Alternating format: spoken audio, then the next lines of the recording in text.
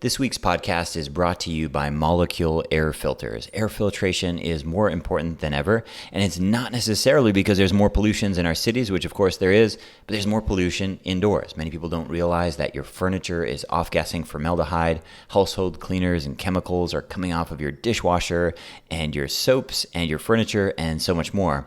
HEPA filters have dominated the industry for years. Molecule reinvented the home air filtration system with something they call PECO technology, P-E-C-O, and it destroys pollutants at the molecular level. Just for listeners of the Lucas Rockwood Show, you can save 10% off your first order if you go to molecule.com, MOLEKUEL.com, and enter the promo code ROCKWOOD10 at checkout. You'll get 10% off. Thanks to Molecule for sponsoring the show. One of the recurring questions I get on the podcast is, Lucas, how do I make change in my life? And very often people are writing in trying to commit to a healthy eating plan, trying to commit to a meditation routine, trying to commit to a yoga practice, and they're just not following through. And people use terms like lack willpower, lack motivation, self-sabotage. People say things like this, and I don't really know that that's true. You know, I've changed my life a number of different times, and I continue to change it, but I've had the luxury of moving all the time, lots of different places. I've lived in different places.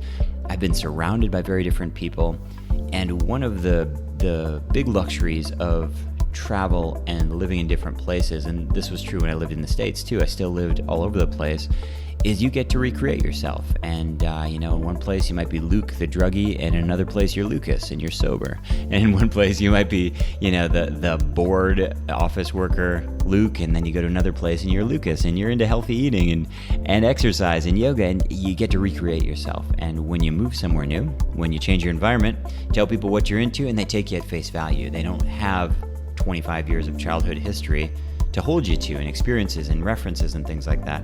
There's a bunch of downsides of living internationally, but one of the upsides is you get to be who you want to be, and you can start over. But what do you do if you're in an environment right now that's not really working for you, and you're thinking about things that are big, like losing 40 pounds, or like completely changing your career, or like evacuating from a toxic relationship, or like moving house, or something major like that? It can be really exciting and overwhelming at the same time. Let's just choose the weight loss goal, for example. Let's say it's 40 pounds and it needs to go, and you know it needs to go. And it's exciting to talk about, it's exciting to think about, but it's also really, really overwhelming because you've been carrying that weight for 20 years, right? What if it doesn't work out? You should be afraid of that what if it doesn't work out, because it's a real fear, and you only get so many failures in life. There's this idea that you can just get kicked down and get up, kicked down and get up. I don't think it's true. I think you get kicked down enough, and at some point, you just stay down. I know that that's true for me, and I think it's true for most people. So how do you keep from getting kicked down? One of the simplest ways is to aim lower. Really. Aim lower, right? And so rather than shooting for the moon, you just make little baby steps all the time. This is why I'm such a big advocate of 15-minute per day yoga practices. We just have such great success with this because it's such a small ask, and it leads and it stacks to more things. People always ask, but is it enough? Enough for what? It's enough for growth. It's enough for improvement. It's enough to feel good. And over time, things really do start to move. So let's go back to this goal. Maybe it's 40 pounds, you need to lose it. What can you do? I don't know, but you can do something today. You can do one thing today that you can get excited about and that you can win. Maybe it's a 1 mile walk around the block. Maybe it's, increasing your water intake. Maybe it's increasing the time between your dinner and your breakfast so it goes up to at least 12 hours. Really, really small changes, and you can stack win on win on win. Tiny habits is the term that my guest on this week's show uses to talk about these incremental small wins stacked over time, compounding over time, leading to big, big changes, massive changes in your life, not by gritting your teeth and bearing it, not by hustle or grind, but really simply by getting to know yourself, thinking about what makes you tick, what makes you excited, doing more of that, and then stacking win upon win upon win.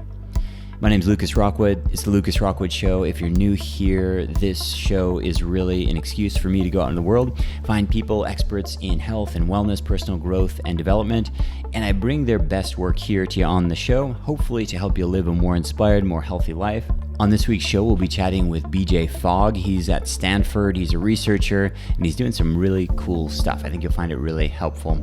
As always, one of the best ways you can show your support for the show is simply to share it. Share it with somebody you know. Share it on social media. Tag me. It's at Lucas Rockwood.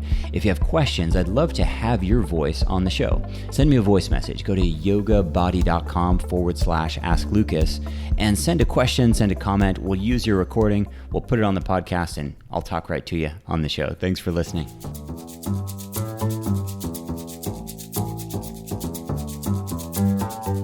Hello and welcome, everyone. Today's show is called Tiny Habits That Lead to Big Changes. I am joined here with Dr. Bj Fogg. Dr. Fogg founded Behavior Design Lab at Stanford University, where he directs research and innovation. He teaches innovators how to use his models in behavior design, which we'll be chatting about today. All of his research, all of his teaching is to help people improve their lives. He's the author of a number of books. Persuasive Technology was one of his first books, co-editor of Mobile Persuasion, and his newest book, which is not out yet but coming soon, is called Tiny Habits, The Small Changes That Change Everything. We'll be chatting about today. You can learn more at his websites, tinyhabits.com or behaviormodel.org, behaviormodel.org. BJ, welcome to the show.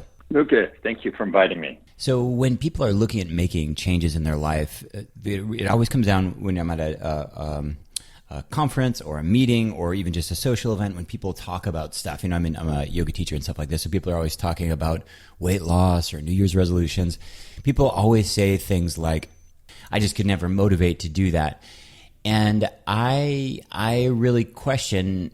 There are people like myself, which one of my gifts is I have maniacal focus, and so I could be all alone on an island, and I would probably still do an hour of reading and study, and an hour of exercise, and no one would care, and I would do it for myself because I'm neurotic. But most people are not like that, and I find that most people, I don't really find that there's an unequal distribution of willpower, at least from the people that I've worked with in health and wellness circles, but I don't know how to really address this, and I know that this is something that obviously you've invested a lot of time and research and study into. So how do you think about willpower specifically? Yeah. Well, when it comes to change, it's actually easier than most people think if you do it in the right way. If somebody says, oh, I really don't want to work, I don't want to work out for an hour a day, but that's what I'm going to do, and somehow I'm going to force myself to do it, yeah, you're not going to have the motivation or probably the willpower to do that. And so that's just the wrong direction. The right approach is to focus on what you actually want and specific behaviors that you like doing and you want to do, and then you don't have to tap into willpower. And we'll get into more of the details. But to answer your question, willpower, if you're tapping into willpower to make lasting change, that's a signal that you need to redesign what you're doing. I'll get a little bit geeky here. I see two sides to willpower, and I'll describe it kind of in terms of my behavior model, but people can't see the model. So basically, there's one kind of willpower to keep yourself going. One of my students runs 100-mile races in the wilderness, 100 miles, and he does it in about 15 or 16 hours. And so he's going along around 20 miles, piece of cake, 40, 50, 60 miles. He has to keep himself going, and he knows how to do that. He knows how to tap into willpower, tap into techniques to keep it going. So there's one kind of willpower to keep yourself going, despite the fact that you're in pain or you don't want to. There's another type of willpower to continue to say no to, like a temptation. Like you're sitting at dinner, and then there's this great dessert in front of you, and you're like, no, I'm not eating dessert, and you keep saying no, no, no, no. So that's stopping yourself from doing something. Both of those things are not the optimal way to design for everyday people to design change in your life. So, because both of those require so much effort, I'm guessing, is the reason, right? Yeah, right. And willpower, and what you're doing is you are fighting a drive to either like, oh, I'm in pain and I gotta like keep going, or I'm being tempted and I continue to be tempted and I want it, but I can't. And so that just creates conflict, and you wear out after a while. There's these memes that go around online, you know, fail hard, fail often, try big things. And you're kind of in the heart of this in Silicon Valley and things like this. But I really balk at that advice. I've done a lot of things in my life, and I failed a lot, but like I'm not Yeah. I'm not recommending that to anybody, you know, whether it's relationship failures or business failures, whatever kind of failure. I mean, I could tell you stories all day, but I don't recommend anyone do. I avoid everyone avoid those potholes at all costs. And I'm just curious, you know, in terms of tiny habits that lead to big change, that's what immediately comes to my mind. It's like, that's really sage advice, because I see so many people dreaming big. I'll give you a specific example. I was talking to an old friend, and I was at a wedding, and he was saying, an old childhood friend, he was saying, yeah, my buddies and I, three of us, you know, we've saved up some money, and the three of us are going to open a restaurant. And he's like, I heard you used to own a restaurant. I was like, yeah, I did. He's like, what do you think of it? I was like, I think it's a lousy business. You know, at the best, on the best case scenario, you know, these guys are hoping to break even in 7 years. These are like big restaurants. Yeah. You know? It's like, this is a lousy business. And he kind of looked at me and he's like, well, you know what? We're just going to go for it. You got to take risks in life. You got to go big. And I was just like, he's been reading this crap online. He's been reading these memes, you know? Yeah. And I don't want to be a dream killer. At the same time, like, why doesn't a guy go sell, I don't know, tacos on the beach, or like, you know, like this tiny habit thing? Like, I like to win, and I mostly don't, you know. I'll take any win that I can get. I'll take a high five from my kids. I'll take, you know, I'll take a 7% margin, you know, whatever. All of it's awesome. But this idea of like going big, failing hard, getting back up, like, I don't have the stamina for that, and I've got stamina, you know? I mean, I have willpower to burn, but man, those failures, they grind on me. I don't forget, you know, and I don't wear them like a badge of honor, that's for sure. So I'm curious how you think about this, because you're way deeper into the clinical and actual study of things. Well, I hear you for sure on that. Let me distinguish for people this whole Silicon Valley meme around that. When you have a venture-backed company, so you have professional investors putting money in, they don't want incremental returns. That money is supposed to get them massive returns, 100x. So they want you to go big, and they want you to just go out there. If you're starting your own company and you're bootstrapping, then you don't want to, you know, take a huge, massive failure. And certainly when you're trying to change your own behavior in your own life, that's different than having a venture-backed, you know, company. And the way you, as you know, the way you achieve big results is through tiny changes and consistency. That's how you reliably get to the big outcomes. The parallels to health and wellness, though, I don't think they're so different. I meet people all the time who say, you know, in 2020, I want to run and, you know, I want to complete an Ironman. And it's like, well, that's great. Like, how about if you and I do like 3K right now? You know, like forget about the Ironman. Like, let's just stack a win. I mean, it's a great night. Let's strap on the shoes. Let's do a 3K. Oh, no. I'm going to get this book. I'm going to get this. I'm going to get this coach and this trainer. And I love this. I just like the easy wins, you know. So I guess it comes back to this other idea, you know, easy versus hard in terms of stacking the deck in your favor. You know, there's whatever that book is, you know, The Hard Things About Hard Things. It really comes out of our culture right now, this idea that everything needs to be hard and it's all grind and hustle and big. And I mean, winners come out of that, but mostly it's losers, like 98%, you know. So right. I mean, and you watch TV shows about people making these massive transformations, but that's why those people are on TV shows. It's the exception. It's not how things normally work. It does take, Lucas, a bit of courage to go tiny, because just even yourself, you may say, oh, why am I not doing big things, and so on. And if people are thinking, oh, I'm going to do this huge thing, this marathon, what often happens, and you implied this, is they procrastinate, or they find all these other things they have to do besides just start. And that's one of the main things about tiny habits early in the book. I say, if it's so tiny, you can just get started. Just dive in. You don't have to plan much. And guess what? If it's tiny, you don't have to tell anybody. So you're not putting yourself up for any kind of social scrutiny or criticism or whatever. And even unfortunately, as you probably know, Lucas, in people's lives, sometimes people's spouses will sabotage their effort, which is really sad. But you can just sneak it in and go ninja if it's tiny. You know, you're just eating a snack differently, or you're just tweaking these things. And there's two things that happen. Well, a lot of things happen when you go tiny, but tiny can grow, and it grows in two ways. The small things you're doing will grow. So if you're meditating for just 3 breaths or a minute, over time, you can grow that and meditate more and more. It's a natural process. So the habit itself will grow. The other way that it expands is through multiplication, if I can say that word. The other way it grows is it multiplies. The habit will inspire you to do other related habits. And so instead of having just this one huge habit, you have a whole collection of things. And when you're looking at lasting change or transforming your life in any domain, it's not really about one magical habit that gets you there. It's really about the collection. And with Tiny, you can get started right away, and you can build that collection of habits quickly and naturally. So what is this behavior design lab? This sounds like a dream project for people. Tell us what that's about. What have you been up to? Yeah, so I've run a lab at Stanford for 20 years now. And there's about 8 to 12 students at any time who are researchers in the lab. They're not full-time, it's part-time.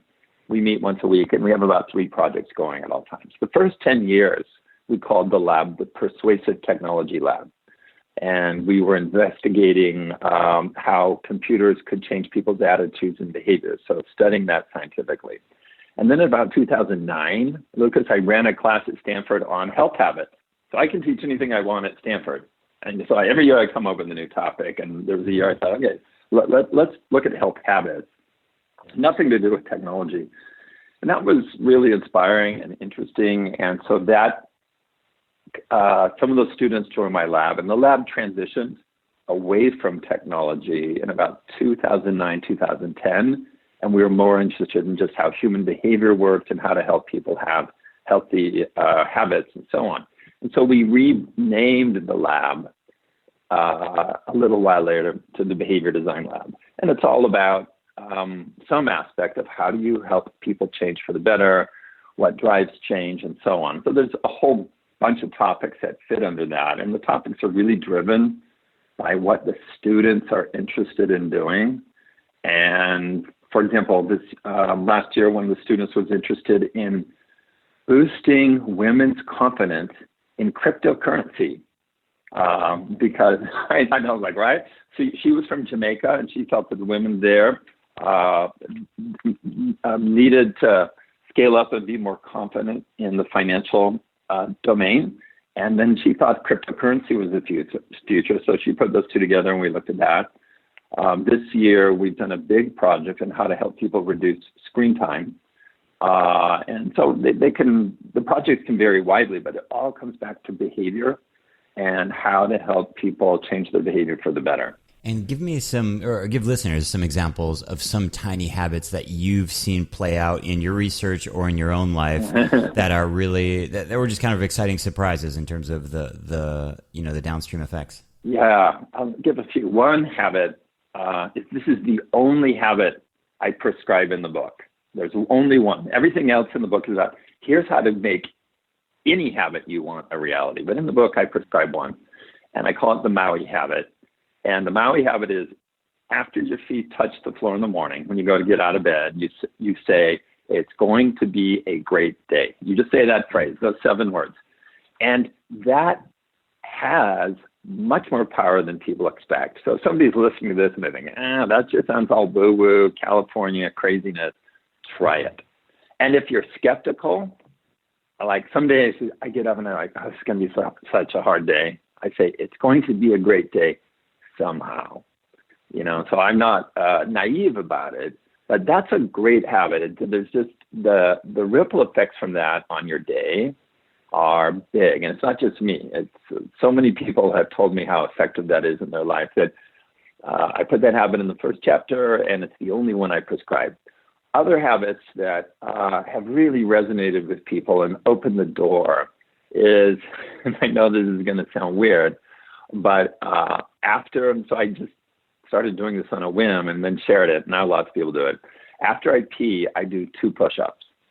Now, some people do squats, some people do other things, but there's something about bringing exertion, like using your muscles 5 to 7 times a day, that just opens the door to do other things, like a gateway. If you're looking to improve your indoor air quality, take care of your household, take care of your family, air filtration is becoming more and more important. Thanks to Molecule Air Filters for sponsoring the show. This is a new type of air filtration system that destroys pollutants at the molecular level. You can save 10% with your first order if you go to molecule.com. It's MOLEKULE.com and use code ROCKWOOD10 at checkout. Thanks to Molecule for sponsoring the show. Just opens the door to do other things, like a gateway. And also, with push-ups, you actually do get stronger. Now, I don't just do 2. I do more than that. But the tiny version, all I'm required to do is just do two push-ups. I do the 2 push-ups, and then sometimes I vary them. Right now, rather than the push-ups, because I have a little bit of a shoulder issue from stand-up paddleboard surfing, now I do really deep squats. So I'll go back to the push-ups once my shoulder is substantially healed. But, after I pee, I do 2 really deep squats. In fact, I'm doing them right now as I'm talking to you. And I've gotten better. And I actually like doing them now. And the fact that it was only 2 made it easy, and I didn't procrastinate or resist. And, I'll go back to push-ups at some point. But it's just bringing that little bit of using your muscles hard throughout the day just has this great effect. So I'll stop there. But there are so many simple things like that you can bring into your day that change you in that moment, but also have ripple effects through the rest of the day. Earlier, we talked about the kind of sheer willpower force it takes to run 100 miles in 13, 14 hours, or the sheer willpower force it takes not to eat the Christmas cakes and New Year's stuff that's going to show up here in a couple of months. And so I guess the question that I'm leading to is how, when you think about tiny habits and you think about changes and you think about just kind of reducing decision-making fatigue and environment, and obviously you've spent a ton of time looking at technology in terms of the good, the bad, and the ugly. How do you think about setting up an environment that just makes it easier for you to succeed? Super important. I started teaching tiny habits in 2011, I think. And that was after, I had that health habits class and started goofing around with my own behaviors, came up with this method I call tiny habits. And I know it worked for me like crazy. So I started teaching it in 2011 to other people to see, could this help other people? And from the beginning, I knew that people needed to also change their environment. So the phrasing and the wording is, I think, exactly the same now. If you look at the Tiny Habits website, it's like, hey, there's 3 ways to change your behavior in the long term. There are 3. Number 1, you can have an epiphany. Guess what? You can't make yourself have an epiphany. Yeah. You can't design one for other people. So yes, they happen, and yes, they can be transformative, but don't count on it. So now let's go to the next one. You can change your environment. Good, you can do this. Redesign your environment to make the good behaviors easy to do, bad ones hard to do. That's great. And then the third one is to make these small incremental changes and make them habits. And so those last 2, the environment redesigns and these incremental changes in wiring and habits work together. And that's really what you're doing to create lasting change. I guess the challenge with the epiphany, aside from not being able to create it, is they usually come from pain. that's usually where the epiphany comes from, like a bankruptcy, a divorce, a heart attack. Like, at least from what I've seen, you don't have a whole bunch of people just walking around suddenly being. It usually comes from wrapping your car around a tree or something. That's when these epiphanies come. And it definitely doesn't come from data or reading a scientific article. Totally. Or tracking your behavior. I mean, that was sort of the thought of the quantified self movement back in the day. It's like, people just had data. They just had the data they would change. And no, information alone does not change people in the long term. It's a really great. I've had a bunch of quantified self biohacker people on the show, and it's a really fatal flaw that nobody talks about. You're right. Just having the data doesn't actually help. I teach people to check their blood sugar aside from checking their weight and all this kind of thing. And it doesn't really. I mean, for some people, it helps. It helps add a layer of intelligence, but yeah, it's not the epiphany. They really do need to wrap the car around a tree in order to have that. The data alone. I don't want to prescribe reckless driving, but certainly the data alone is not enough. It can help certain people. It can discourage other people, and the bottom line is this. One of the things I talk about for years in my work in terms of products and now in terms of personal change is to help people feel successful. And in this case, it's help yourself feel successful. So if a sleep tracker, or a step counter, or a bathroom scale, if that helps you feel successful, then use it. That's great. If any of those things set you up to feel unsuccessful, like getting on the scale, then don't use it. When you feel unsuccessful, that is a setback for change. When you see you're succeeding, that propels you forward. So the exact same device, the exact same tracker, the exact same data may work differently for different people. But I call it a maxim. Fogg maxim number 2 is help people feel successful.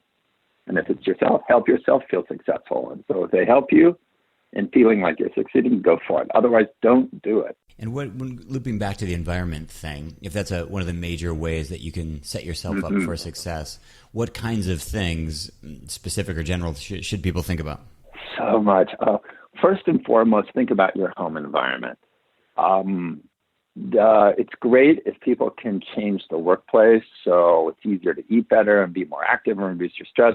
But you may not have that much control. But around your home environment, your household, the household is a great unit of change. So in our home, in the fridge, we call it super fridge. There's food there, healthy food ready to go. It doesn't have any food that's off our game plan. Nothing goes in there that I can open the fridge and eat anything I want at any time. There's no willpower, so design the fridge. For things like stress reduction, I have little myofascial devices around the house where I read, where I watch TV. I have musical instruments. It's sad to say, but kind of all over the house, not in the bedroom, but kind of everywhere else, whether it's guitar, piano, flute. Because for me, playing a musical instrument is just powerful. Yes, it's calming. It's like meditation, but it's something more than that. So the fact that I have, 2 ukuleles, 3 guitars, 5 flutes out, 8 more in the drawer, and so on, that's not an accident. I want to make it really easy to play music because for me, I found that's really helpful. So just put the tools that you need around and not even in a drawer. I have a drawer full of, sounds terrible, full of these different kinds of flutes.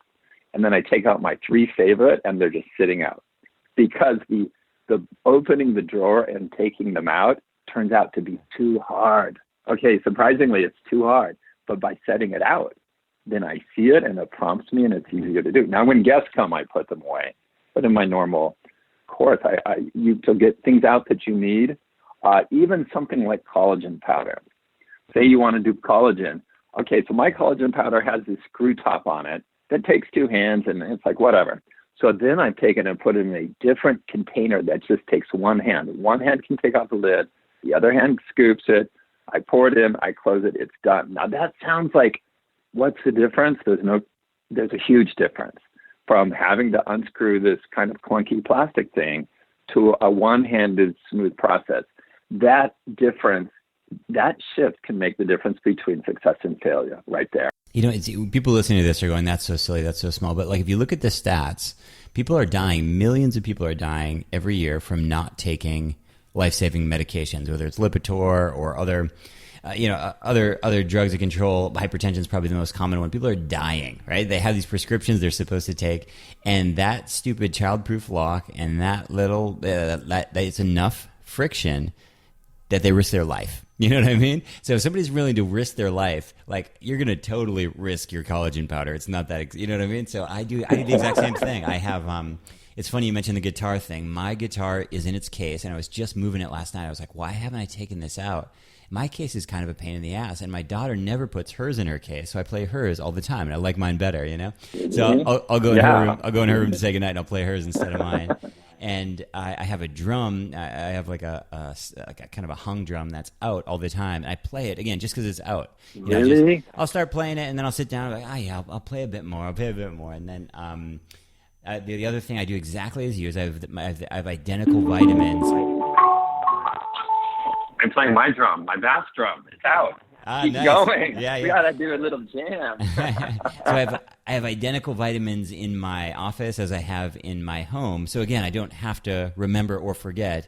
They're just there. Yeah. You know? So I'll run into them at one point during the day. Exactly. I don't have to carry some, grandpa vitamin pill thing around with me or whatever, just to stick them everywhere. But I think, stacking your environment in a way that makes it easy is such a crucial thing. And when you look at most people's houses, it's mostly a bunch of landmines. And what I mean by that is you open the freezer and there's 5 different flavors of Ben & Jerry's, and you go through the house and there's just massive screens everywhere that are wired to Netflix and all kinds of silly things. Like I don't have a Netflix account.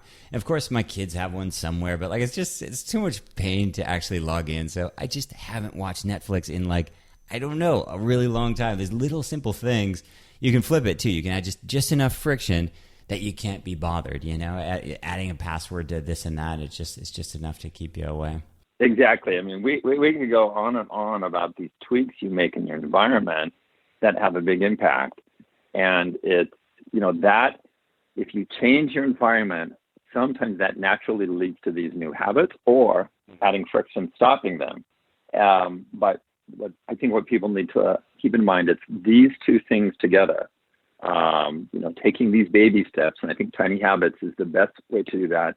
Plus changing your environment, and they work together. And that's how you get there. That's how you reach the big outcomes, and that's how you succeed. And so you put together this book, and it sounds like you've been doing this work long before the book came out. But what is your hope when the book comes out? What are you hoping to share with people? Number one, that you can change, and it's easier than you think. And that the times that you haven't been able to succeed in the past are not your fault. It's just you didn't have the right approach. Number two, that the best way to change is by feeling good, not by feeling bad.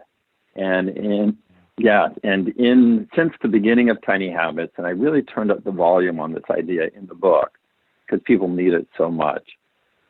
What wires in a new habit is not repetition. It is the feeling of success as you do that behavior.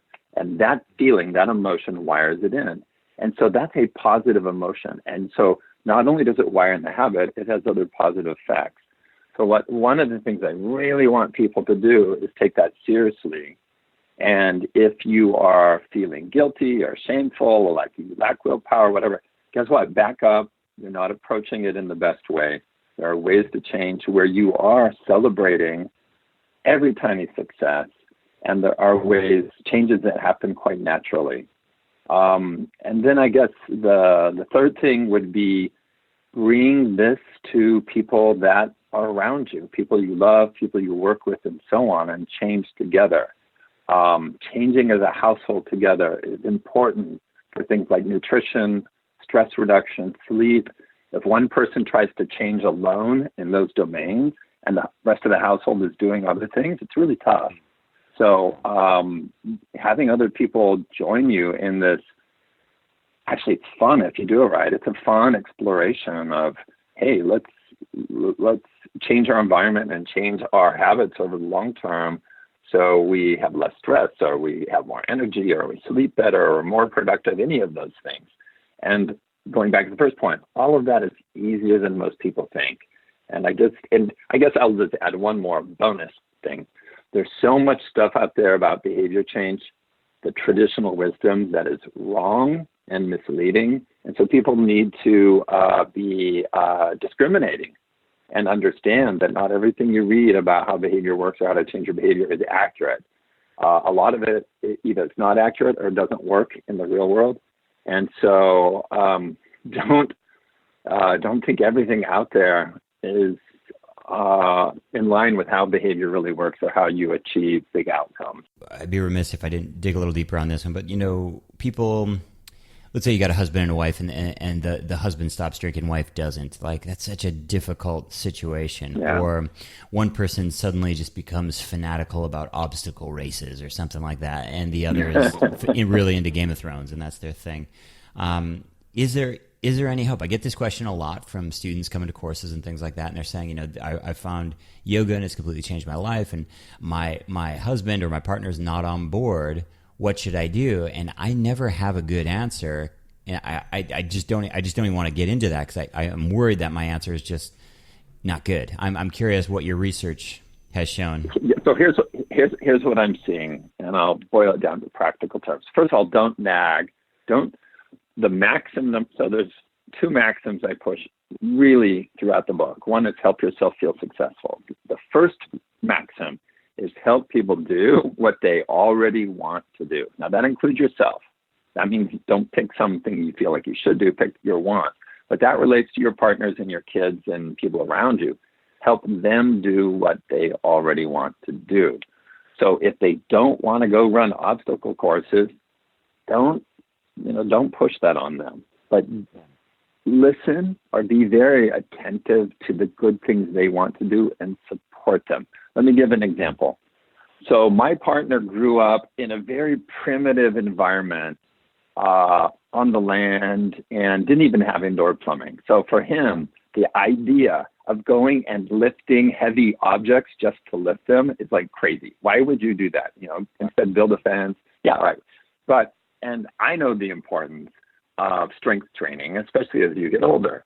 But there wasn't really anything I could do to convince him of it. Then one day, at our home in Maui, there's a gym right nearby. He discovered a rowing machine, a Concept 2 rower, and he loved it. And I'm like, oh my gosh, I would have never thought this would be the match for you. But he loved this rowing machine. So we talked about it. We talked about how he's doing.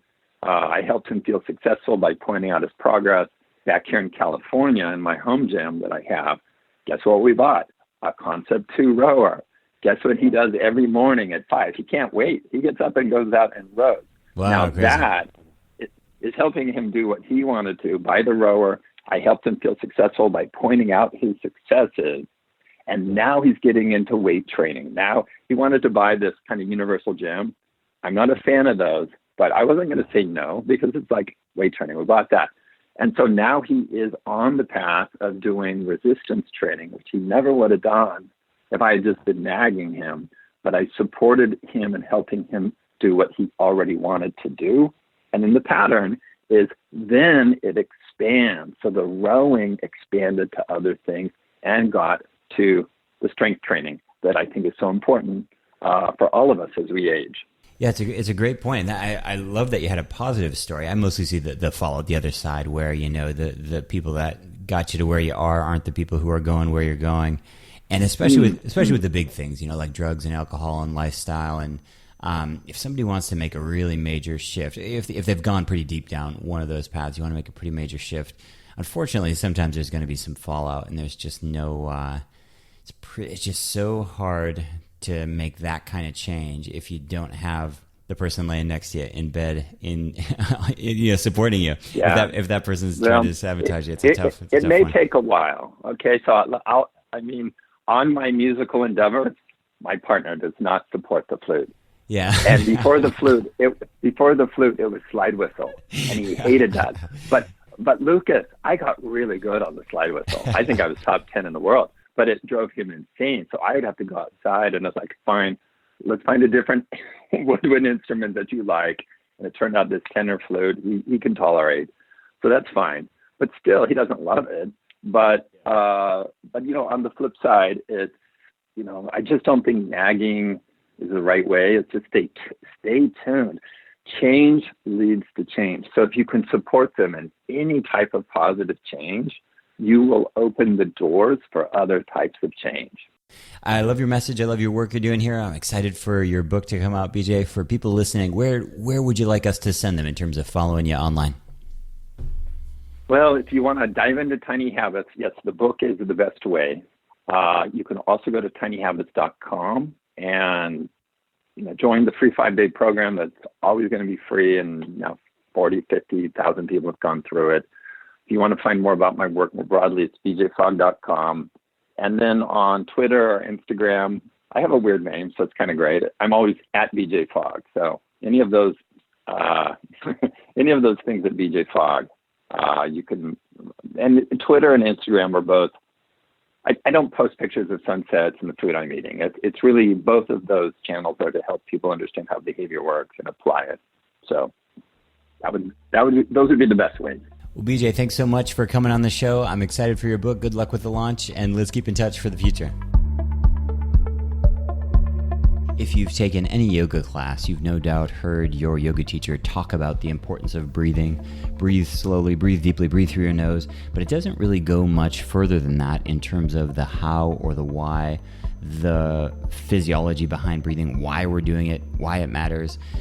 Oddly, yoga, despite the fact that breathing is always emphasized, doesn't really do a good job of teaching breathing. I don't know why. It's lacking from almost every yoga tradition. And the science, which is not new at all, it's been around for over 100 years, is almost completely absent from the tradition as well. And this was something that really frustrated me when I first started doing yoga, and kept me frustrated for about 5 years.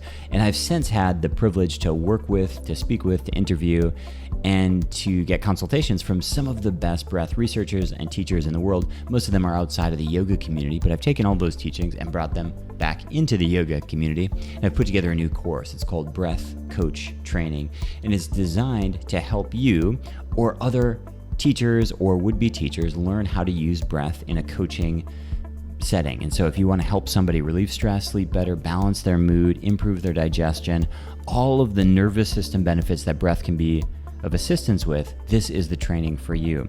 Breath is not a panacea, meaning it's not a cure-all, it's not going to reverse cancer or anything like that, but it is the most immediate way to affect your nervous system of anything. It's faster than a pill. There is nothing that is as quick and as predictable and safe as breathing. In as little as 5 or 10 minutes, you can make a massive, massive shift in your autonomic nervous system that has trickle-down effects into your endocrine system, trickle-down effects into your mood and your metabolism.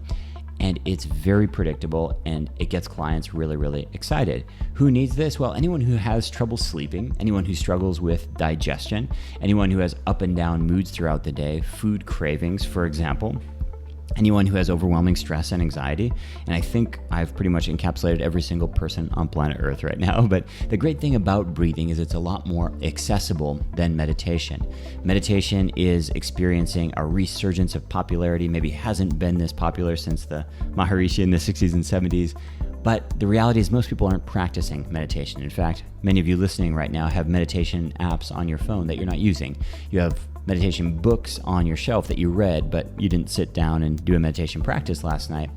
And a big part of that is that meditation can go sideways, and people don't talk about this, but rumination is a huge problem with meditation. This is where you sit down with all the best intentions, and for 20 minutes, all you think about is that person at work who is causing you stress and anxiety and treating you horribly. All you think about is that relative or that in-law who is abusive and walking all over you, and your mind spins and spins and spins, and 20 minutes later, you don't actually feel better.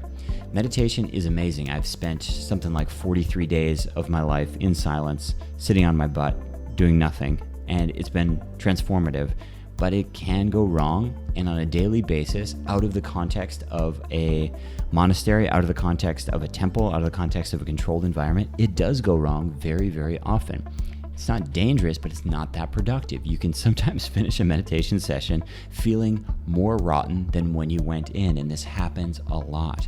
This is why people default to mantra. This is why people default to prayer. This is why some people just read a book, or why most people just flip on Netflix. Sitting silently with your own thoughts is sometimes spending 10 or 20 minutes with a special kind of evil friend who smashes your brain about. And breathing gives you something to do. It's an active form of meditation. It's a lot more accessible. But most importantly, the results are very, very predictable. I don't in any way want to discourage you from meditation, but nobody's having these open discussions about the way meditation, the real challenges of meditation, which is it doesn't always work, and the barrier to entry is huge. Breathing, the barrier to entry is pretty much zero. The results are almost guaranteed. There is a very, very predictable outcome, and the compliance is very high, meaning your ability to follow through is very, very good because it's not as scary as spending 10 or 20 minutes with your special evil friend, also known as your monkey mind.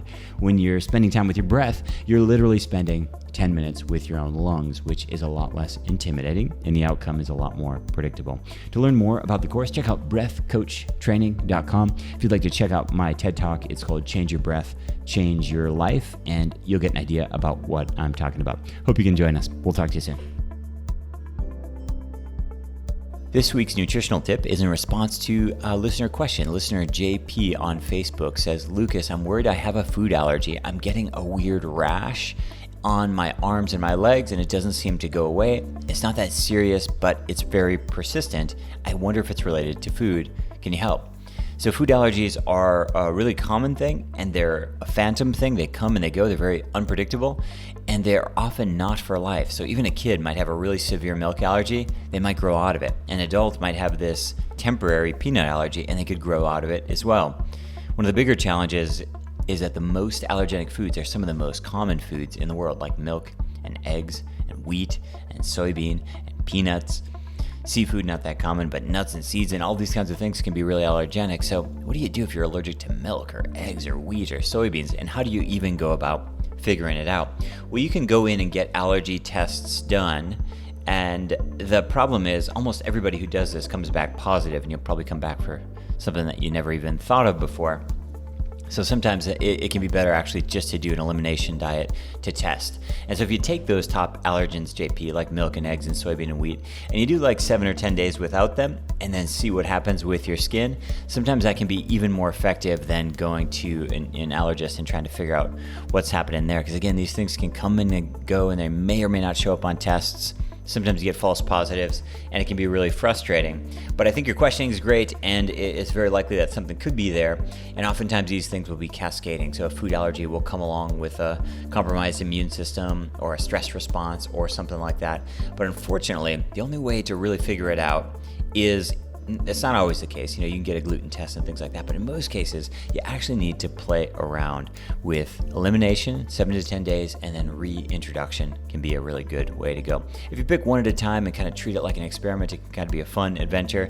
But again, these foods are so common, you do have to be really strict. Hope that's helpful. We have a listener question from listener Ali. Ali says, Hi Lucas, I practice Hatha Yoga 5 to 6 times per week, and I feel like I'm not getting enough out of my practice anymore. I'm getting bored with doing the same poses constantly. I want to learn more poses to deepen my practice. What do you suggest I do? Ali, I appreciate the honesty. This happens to almost everybody. Yoga practice, and really any practice, doesn't matter if you're practicing a musical instrument or meditation or yoga, it goes in phases, and there's phases where you're really excited about it and phases where you're bored out of your brain. And sometimes it means doing something new. So I'd encourage you to try a different style of class. If you only have access to like a traditional Hatha class, like you mentioned, that could get boring, but anything can get boring. But maybe try something totally out of the box, like a hot yoga class, a flow and Ashtanga class. See if something resonates with you.